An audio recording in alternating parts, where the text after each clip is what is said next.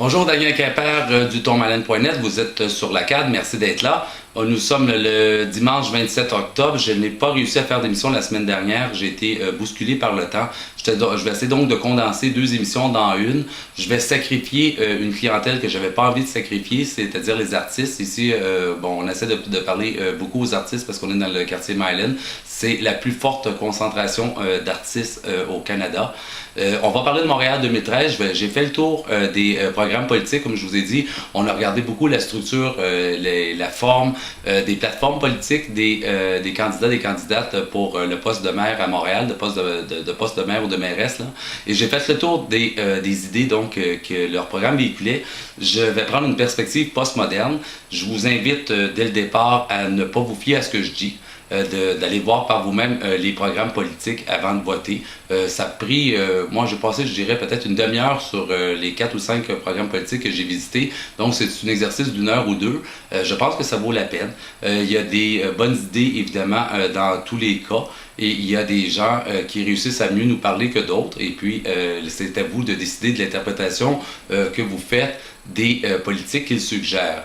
Je suis en pleine opération voie piétage. Je profite là, des quelques minutes que j'ai en guise d'introduction. Comme je vous dis, je vais essayer de condenser l'émission. À chaque fois, je vous fais la promesse d'une émission d'une demi-heure. Puis je m'étire sur 1 heure, mais ça prend un temps fou faire le montage après. Donc, je vais essayer de condenser ça pour encore une fois une émission d'une demi-heure sans m'étirer.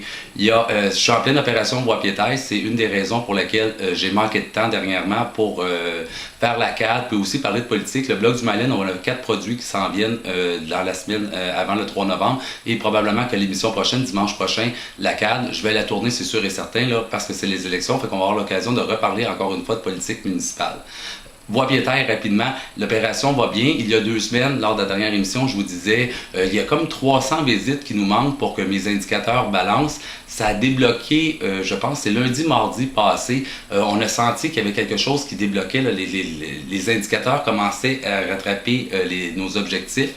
J'ai été voir sur Google rapidement. Je pense que j'ai pris une capture d'écran. Si c'est le cas, je vais vous la mettre en ligne. Il y a un moment donné, le lundi au mardi, 10 des premiers choix des 10 premières suggestions de recherche quant à l'avenir de la recherche de la bibliothèque publique offrait Google aux internautes intéressés, c'était renvoyé sur le tonmalène.net. Donc j'étais super content de tout ça. Évidemment, là, une journée ou deux après, cette espèce de boom-là, on est retombé 3e et 4e, je pense, un truc comme ça. Mais quand même, il est arrivé quelque chose avec ces mots-clés-là. Bon, vous allez me dire, c'est pas des grands changements sociétaux, je suis d'accord avec vous, mais vous savez, comme moi, l'importance que ça prend Internet de nos jours, puis l'importance que c'est prêt à prendre au cours des prochaines... moi, je suis toujours tenté de dire au cours des prochains mois, mais au cours des prochains mois ou des prochaines décennies, vous comprenez le cadre de référence temporel que je vous offre là. Alors, c'est important aussi de travailler à des bons positionnements sur Internet, de tenir compte de cette compétition-là. Quand on parle d'avenir de la bibliothèque publique, ce n'est pas des mots-clés là, comme Tylenol, ou j'ai dit une marque de commerce, mais comme des médicaments ou des trucs comme ça, les grosses pharmacies, des breuvages, des pop populaires.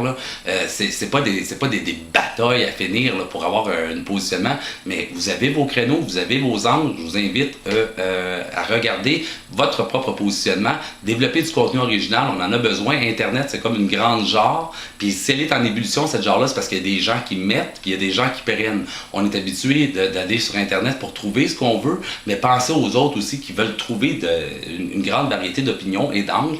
Alors, exploitez les vôtres. Je sais que vous avez envie de le faire. N'hésitez pas à nous faire parvenir votre matériel audio-vidéo pour Barcat TV. Si vous avez le goût d'écrire, on a plein de blogs, mais entre autres, je pense au blog du Myland, peut-être dans le cadre des élections municipales, si ça vous tente de vous exprimer sur ce sujet-là, ou faire preuve de militantisme, dire, je sais pas moi, telle partie, j'ai été lire leur programme politique, puis point 1, point 2, point 3, de manière très formelle, pourquoi j'appuie ça et pourquoi c'est le meilleur programme politique.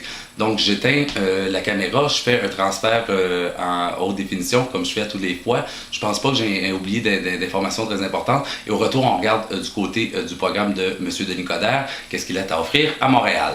Merci beaucoup d'être là. Vous écoutez la CAD, mon nom est Daniel Quimper, et comme toujours, c'est un plaisir de vous accueillir chez moi pour cette émission du dimanche. Salut!